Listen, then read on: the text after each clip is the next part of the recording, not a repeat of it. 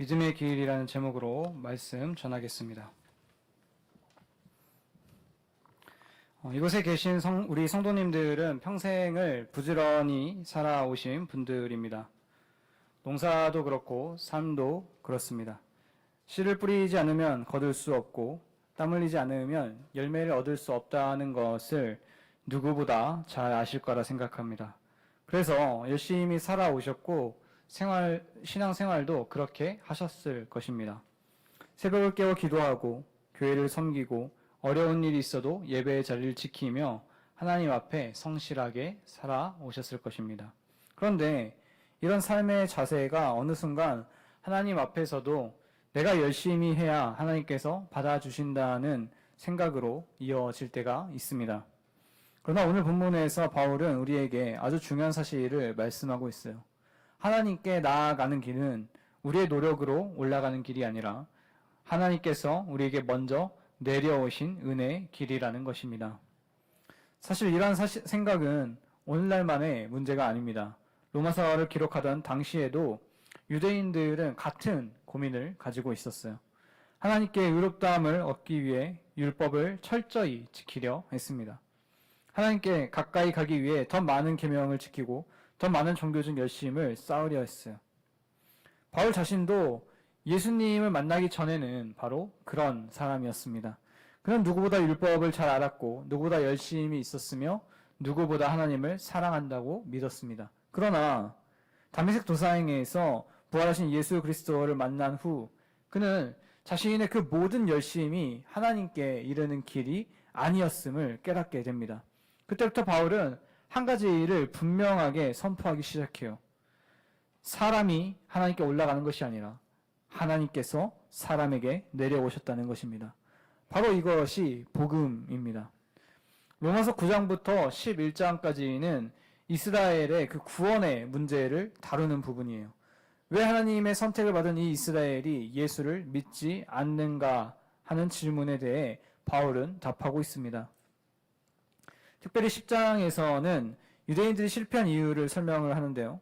그들은 하나님을 향한 열심은 있었지만 하나님의 의를 모르고 자기 의를 세우려고 했습니다.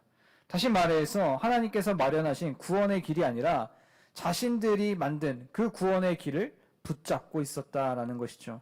그래서 오늘 본문은 율법으로 얻으려는 의와 믿음으로 받는 의를 극명하게 대조합니다. 오늘 우리가 함께 붙들고 싶은 말씀이 바로 이러한 거예요. 구원은 우리가 하나님께 올라가는 길이 아니라 하나님께서 우리에게 가까이 오신 은혜입니다. 그리고 이 한 가지 진리가 오늘 본문 전체를 관통하고 있어요. 먼저 바울은 율법의 의가 무엇인지를 설명하는데요. 오늘 본문의 5절 말씀을 앞에 화면을 통해서 함께 읽어보도록 하겠습니다. 모세가 기록하되 율법으로 말미암는 의를 행하는 사람은 의로 살리라 하였거니와. 아멘. 여러분, 지금 이 말씀은 레위기 18장 5절을 인용한 말씀입니다. 하나님께서 이스라엘에게 율법을 주시면서 이를 행하면 살리라 라고 말씀하셨어요. 여기서 문제는 율법 자체가 잘못되었다는 것이 아닙니다. 율법은 하나님의 거룩하심을 보여주는 선한 것이죠. 오히려 문제는 그것을 지금 이제 지켜야 하는 인간에게 있습니다. 율법은 단 하나만 어겨도 죄인이 됩니다. 하나님께서는 부분적인 순종이 아니라 우리에게 완전한 순종을 요구하세요. 야고보서 2장 10절 말씀을 보면 누구든지 온 율법을 지키다가 그 하나를 범하면 모두 범한 자가 되나니 라고 말씀합니다. 즉 다시 말하면 이 율법의 길은 처음부터 끝까지 완전해야 하는 길이라는 것이죠. 조금 부족한 정도가 아니라 그냥 단 한 번의 실패조차도 허용되지 않는 길이라는 것입니다. 그래서 율법은 마치 정상까지 올라가야 하는 높은 산과 같아요. 중간까지 이렇게 올라갔다고 정상에 도착한 것이 아닙니다. 99%를 올라가더라도 마지막 그 한 걸음을 내가 내딛지 못한다면 정상에 선 것이 아니에요. 하나님께서 요구하시는 거룩은 바로 그런 완전함입니다. 그런데 죄인인 인간이 그 높은 산을 오를 수 있겠습니까? 끝까지 갈 수 있을까요? 바울은 로마서 앞부분에서 이미 의인은 없나니 하나도 없다라고 선언했습니다. 모든 사람이 이미 죄 아래에 있고 모든 사람이 하나님의 영광에 이르지 못했다라는 것이죠. 그렇다면 율법으로 하나님께 나아가려는 이 모든 시도는 결국 실패할 수밖에 없습니다. 여기서 우리는 매우 중요한 사실 하나를 깨달을 수 있어요. 율법은 우리를 구원하기 위한 사다리가 아니라 우리의 무능력을 깨닫게 하는 거울이라는 것입니다. 율법은 우리에게 너는 할 수 있다라고 말을 해주는 것이 아니라 너는 스스로는 할 수가 없다라는 사실을 드러내기 위함이라는 거예요. 그래서 율법은 우리를 절망하게 만들기 위한 것이 아니라 오히려 그런 과정들을 통해서 그리스도께로 인도하기 위한 하나님의 은혜의 도구입니다. 내가 할 수 없음을 인정할 때 비로소 하나님께서 하신다는 그 일을 바라보게 되기 때문입니다. 그런데 바울은 여기서 다시 한번 또 놀라운 전환을 보여줘요. 우리 6절의 말씀을 앞에 화면을 통해서 함께 읽어보도록 하겠습니다. 믿음으로 말미암는 의는 이같이 말하되 내 마음에 누가 하늘에 올라가겠느냐 하지 말라 하니 올라가겠느냐 함은 그리스도를 모셔 내리려는 것이요. 아멘. 여기서 바울은 갑자기 신명기 30장의 말씀을 인용합니다. 원래 신명기에서 모세는 율법을 두고 이 말씀이 내게 가까이 있다라고 말을 했어요. 그런데 바울은 이 말씀을 지금 예수 그리스도의 복음에 적용을 합니다. 이것이 매우 중요한 해석이죠. 왜냐하면 바울은 신명기의 그 참된 성취가 결국 이 예수 그리스도 안에서 이루어졌다라고 보기 때문입니다. 바울은 누가 하늘에 올라가겠느냐라고 말하지 말라라고 이야기를 해요. 왜 그럴까요? 그 답은 굉장히 간단합니다. 이미 그리스도께서 하늘에서부터 내려오셨기 때문이에요. 인간이 먼저 하나님께 올라갈 필요가 없다라는 것이죠. 하나님께서 먼저 우리를 찾아오셨기 때문입니다.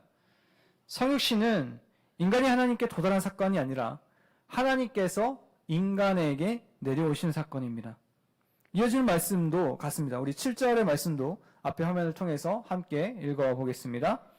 혹은 누가 무저갱에 내려가겠느냐 하지 말라 하니 내려가겠느냐 함은 그리스도를 죽은 자 가운데서 모셔 올리려는 것이라. 아멘. 누가 무저갱에 내려가겠느냐 하지 말라. 바울은 이것이 그리스도를 죽은 자 가운데에서 모셔 올리려는 것과 같다라고 말을 합니다. 그러나 그건 역시도 사실 필요가 없다라는 것이죠. 왜냐하면 예수님께서는 이미 십자가에서 죽으시고 부활하셨기 때문입니다. 인간이 할 일은 아무것도 남아있지 않다라는 거예요. 그리스도께서 이미 이루실 일을 모두 다 이루셨다라는 것입니다. 여기에 복음의 본질이 담겨 있습니다. 세상의 종교는 언제나 인간이 하나님께 올라가는 길을 말합니다. 더 수행하고 더 수양하고 더 선행을 쌓고 더 높은 경지에 이르라고 말을 해요. 그러나 복음은 전혀 다릅니다.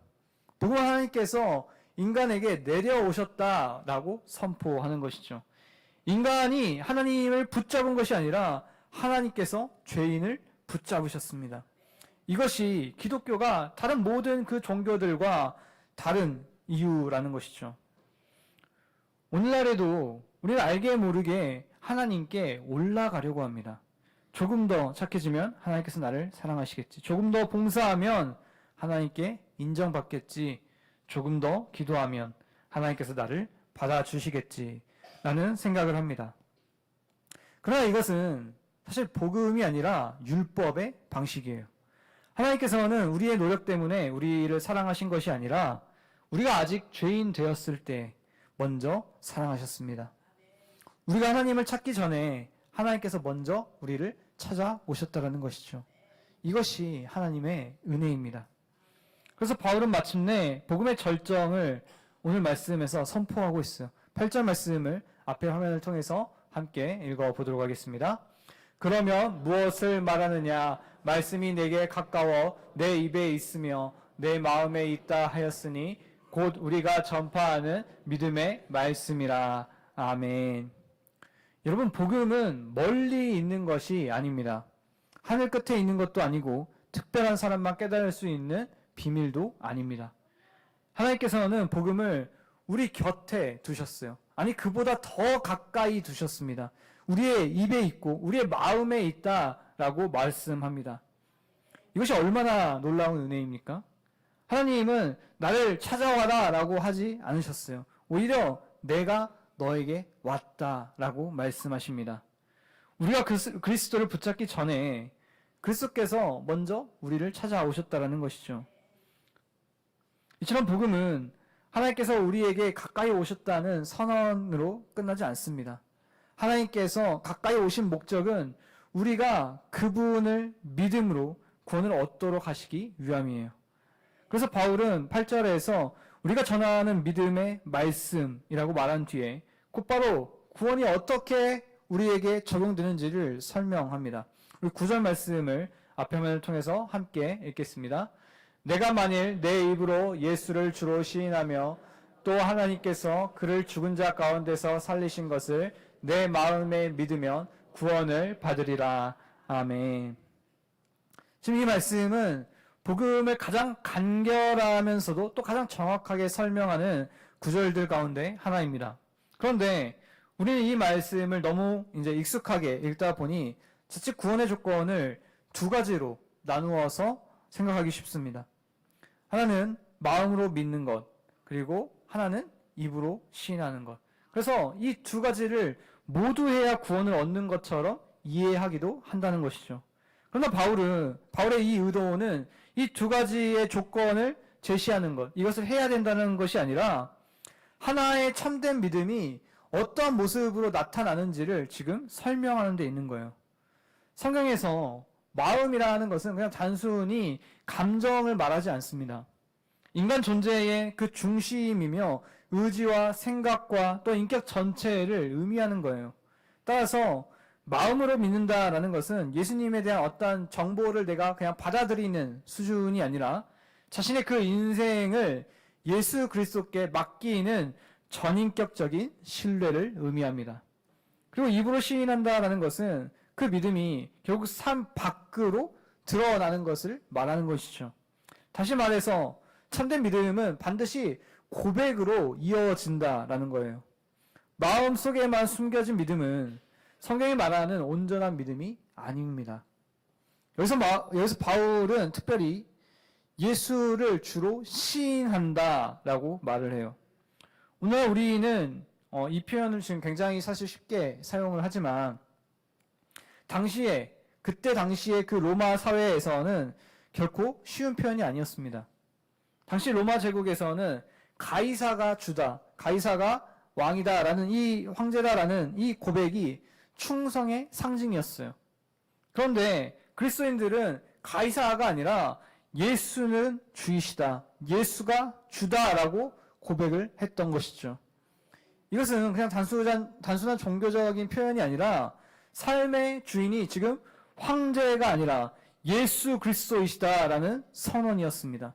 이 고백 때문에 수많은 성도들이 감옥에 갔고 재산을 빼앗겼으며 심지어 생명까지도 잃어버렸어요. 그러므로 입으로 이것을 시인한다라는 것은 그냥 입술의 한마디를 내가 말을 한다라는 의미가 아니라 내 삶의 주권을 예수님께 드리는 결단이었습니다. 그렇다면 오늘 우리의 모습은 어떻습니까? 우리는 예배 시간에는 예수님을 나의 주님이라고 고백을 하지만 월요일부터 토요일까지 이 삶에서는 여전히 내가 내 삶의 주인으로 살아갈 때가 많습니다. 중요한 결정을 할 때에도 하나님의 뜻보다 내 계산을 먼저 앞세우고 손해를 볼 것 같으면 말씀보다 현실을 따르며 세상의 가치관과 복음 사이에서 쉽게 타협하기도 합니다. 입술로는 주님이라고 부르지만 실제 내 삶에서는 내가 주인이 되어 있는 것이죠. 그러나 바울은 참된 믿음은 반드시 삶의 주인이 바뀌어야 하는 사건이라고 말씀합니다. 예수를 믿는다는 것은 예수님을 내 인생에 추가하는 것이 아니라 예수님께 내 인생의 주인이 되어달라고 완전히 맡기는 것입니다. 또한 바울은 하나님께서 그를 죽은 자 가운데서 살리신 것을 믿으면이라고 말을 해요. 왜 하필 부활을 강조할까요? 부활은 하나님께서 예수님의 십자가 사역을 완전히 인정하셨다라는 선언입니다. 만약 예수님께서 부활하지 않으셨다면 십자가는 그냥 한 의로운 사람의 억울한 죽음으로 끝났을 거예요.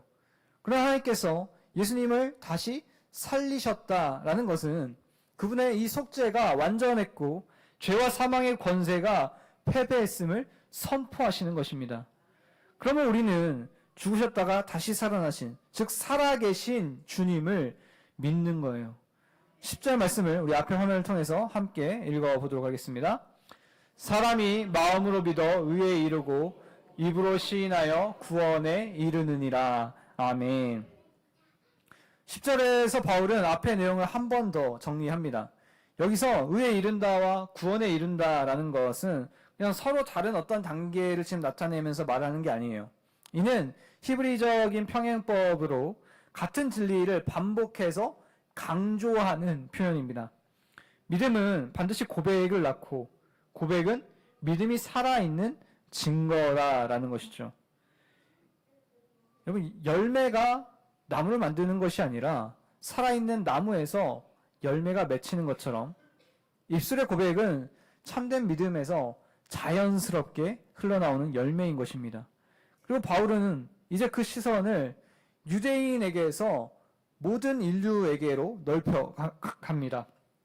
11절 말씀 앞에 화면을 통해서 우리 함께 읽겠습니다. 성경에 이르되 누구든지 그를 믿는 자는 부끄러움을 당하지 아니하리라 하니. 아멘. 여기서 누구든지라는 이 표현은 로마서 10장의 핵심 단어 가운데 하나입니다.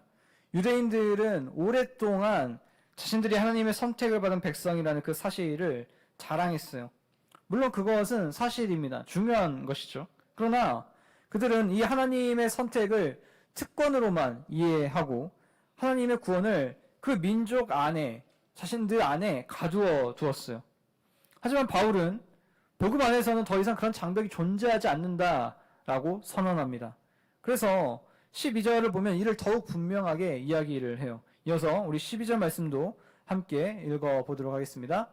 유대인이나 헬라인이나 차별이 없음이라 한 분이신 주께서 모든 사람의 주가 되사 그를 부르는 모든 사람에게 부요하시도다.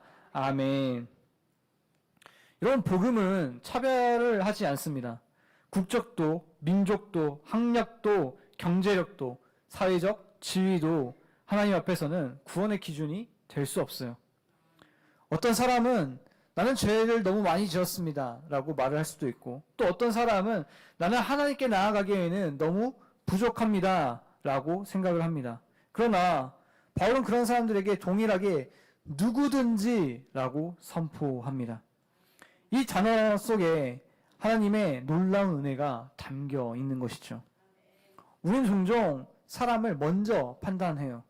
저 사람은 교회에 올 사람이 아닐 것 같다고 그렇게 생각을 하기도 하고, 또 저 사람은 너무 완고해서 복음을 전해도 받아들이지 않을 것 같다라고 생각을 하기도 합니다. 그러나 하나님은 그런 기준들을 말씀하지 않으셨어요. 하나님께서 보시는 것은 오직 믿음입니다. 복음은 자격 있는 사람에게 주어지는 상이 아니라 은혜를 필요로 하는 그 모든 죄인에게 주시는 선물이에요. 그래서 바울은 그 근거를 구약에서 다시 확인을 하며 이야기를 하는데요. 13절 말씀 앞에 화면을 통해서 함께 읽어보도록 하겠습니다. 누구든지 주의 이름을 부르는 자는 구원을 받으리라. 아멘. 지금 이 말씀은 요엘서 2장 32절의 말씀을 인용한 것입니다. 원래 요엘은 여호와를 부르는 자가 구원을 얻는다라고 말을 했어요. 근데 바울은 그 말씀을 예수 그리스도에게 적용합니다. 이것이 매우 중요한 신학적인 선언이에요. 바울은 예수님이 그냥 단순한 어떤 선지자나 위대한 스승이 아니라 구약에서 그 여호와 하나님께만 적용되던 구원의 이름을 가지신 그 참 하나님이심을 지금 예수님께 선포하고 있는 것이죠. 여기서 우리는 다시 맨 처음의 이야기로 돌아올 수 있습니다. 하나님께서는 우리가 올라갈 수 없는 그 하늘에서 내려오셨고 우리가 건널 수 없는 그 죄의 간격을 십자가로 메우셨으며 이제 누구든지 그 이름을 부르는 자에게 구원의 문을 활짝 열어 놓으셨어요. 이것이 복음입니다. 복음은 가까이 왔고 믿는 자에게 열렸으며 모든 사람을 향해 선포되고 있습니다. 그렇다면 이제 남은 질문은 하나입니다. 이 복음을 들은 사람은 어떻게 살아야 하는가? 바울은 지금까지 복음이 무엇인지를 계속해서 설명했어요. 율법으로는 구원에 이를 수가 없으며 하나님께서 예수 그리스도를 통해서 우리 가까이에 오셨고 누구든지 믿는 자는 구원을 얻는다라고 선포했습니다. 그런데 여기에서 그의 설교가 끝나지는 않아요. 복음을 받은 사람은 반드시 새로운 질문 앞에 서게 되는 것이죠. 이 놀라운 복음이 아직도 예수님을 알지 못한 사람들에게는 어떻게 전해지는가? 바울은 이제 그 질문에 답을 하면서 오늘 본문의 마지막을 향해 나아갑니다. 14절과 15절 말씀을 우리 앞에 화면을 통해서 함께 읽어보도록 하겠습니다. 그런즉 그들이 믿지 아니하는 이를 어찌 부르리요? 듣지도 못한 이를 어찌 믿으리요? 전파하는 자가 없이 어찌 들으리요? 보내심을 받지 아니하였으면 어찌 전파하리요? 기록된 바 아름답도다 좋은 소식을 전하는 자들의 발이여함과 같으니라. 아멘. 바울은 복음이 사람에게 전달되는 하나님의 그 방법을 지금 논리적으로 설명을 하고 있습니다. 이 말씀을 거꾸로 읽으면 이게 더 분명하게 보여져요. 여러분 한번 잘 거꾸로 살펴보십시오. 하나님께서 사람을 보내십니다. 보내심을 받은 사람이 복음을 전해요. 그리고 복음을 들은 사람이 믿음을 갖게 됩니다. 믿는 사람이 주의 이름을 부르게 되고요. 그리고 주의 이름을 부르는 사람이 결국 구원을 얻게 되는 것이죠. 이것이 하나님께서 세상을 구원하시는 방식입니다. 우리는 하나님께서 직접 하시면 더 빠르지 않을까라고 생각할 수도 있습니다. 하늘에 큰 글씨를 이렇게 쓰셔서 복음을 우리에게 보여주시거나 혹은 모든 사람의 그 마음속에 동시에 복음을 들려주시면 여러분 얼마나 좋겠습니까? 그러면 굉장히 빠르게 무엇보다도 효율적으로 모든 사람에게 복음이 전해질 것입니다. 그러나 하나님께서는 그렇게 일하지 않으셨어요. 하나님께서는 사람을 통해서 다른 사람을 또 부르시는 그 방법을 선택하셨습니다. 이것이 하나님의 지혜이며 하나님의 계획이에요. 생각해보면 우리 역시도 사실은 다른 누군가를 통해서 복음을 들었습니다. 부모님이 들려주셨을 수도 있고 주일학교 선생님이 전해주셨을 수도 있으며 친구나 혹은 다른 교회 목사님들을 통해서 다른 누군가를 통해서 들었을 수도 있습니다. 하나님께서 직접 음성을 들려주신 것이 아니라 이미 복음을 경험한 그 사람들을 사용하셔서 우리에게 복음을 전하게 하셨다라는 것이죠. 그렇다면 이제 우리는 질문해야 합니다. 나는 누구에게 그 복음을 전하고 있는가? 오늘 한국 교회가 직면한 가장 큰 위기 가운데 하나는 복음을 소비하는 성도는 많지만 복음을 전하는 성도는 점점 줄어들고 있다는 것입니다. 우리는 좋은 설교를 듣고 싶어하고 은혜로운 찬양을 부르고 싶어하며 신앙생활을 통해서 위로와 평안을 얻고 싶어합니다. 물론 그것들은 다 매우 소중한 일이에요. 우리에게 필요한 일이죠. 그러나 복음은 나만 누리라고 주신 선물이 아닙니다. 복음은 반드시 흘러가야 하는 생명입니다. 생명은 흐를 때 살아있는 거예요. 물도 흐르지 않으면 썩고 혈액도 흐르지 않으면 생명을 잃게 합니다. 복음도 마찬가지예요. 받은 복음을 내가 붙들고만 있는다면 안 되는 것이죠. 하나님께서는 이 복음이 다른 사람에게 흘러가기를 원하십니다. 바울은 이 사실을 누구보다도 자신의 삶으로 증명한 사람이에요. 그는 자매의 세계에서 예수님을 만난 이후에 평안한 삶을 선택하지 않았습니다. 수없이 매를 맞고 감옥에 갇히고 배가 파손되며 굶주림과 핍박을 겪으면서도 그 복음을 전했어요. 왜 그랬을까요? 복음이 그만큼 너무나 귀했기 때문입니다. 자신만 구원을 받는 것을 만족할 수 없었기 때문이에요. 바울은 복음을 빚으로 여겼습니다.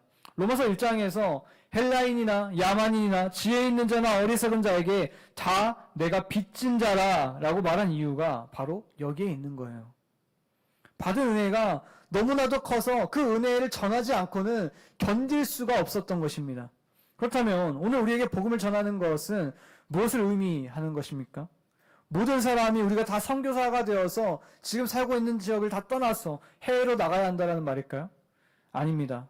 하나님께서는 우리를 각자의 삶의 자리로 보내셨어요. 가정으로, 직장으로, 학교로, 마을로 보내셨습니다. 그것이 바로 하나님께서 우리를 보내신 선교지예요. 가족 가운데 아직 예수님을 믿지 않는 사람이 있다면 그 사람이 우리의 선교의 대상입니다. 직장 동료 가운데 복음을 모르는 사람이 있다면 그 사람이 하나님께서 맡기신 영혼인 거예요. 거창한 일을 하기 전에 하나님께서는 가장 가까운 사람에게 복음을 전하는 삶을 원하십니다. 물론 이 복음을 전하는 삶이라는 것은 사실 쉽지 않아요.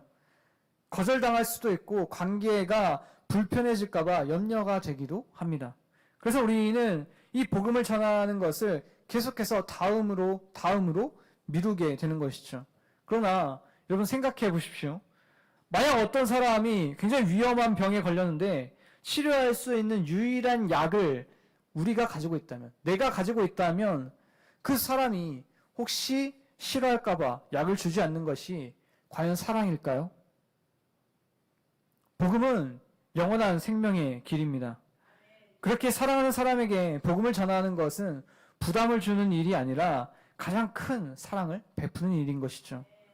마지막으로 바울은 이사야 말씀을 인용하며 오늘의 본문을 마무리하는데요. 15절 말씀을 앞에 화면을 통해서 다시 한번 읽어보도록 하겠습니다. 보내심을 받지 아니하였으면 어찌 전파리요. 기록된 바 아름답도다. 좋은 소식을 전하는 자들의 발이여 함과 같으니라. 아멘. 기록된 바 아름답도다. 좋은 소식을 전하는 자들의 발이여 함과 같으니라. 성경은 우리에게 얼굴이 아름답다고 말하지 않습니다. 능력이 아름답다고도 하지 않아요. 복음을 들고 가는 발이 아름답다고 말씀합니다. 여러분, 당시에는 자동차도 비행기도 없었어요.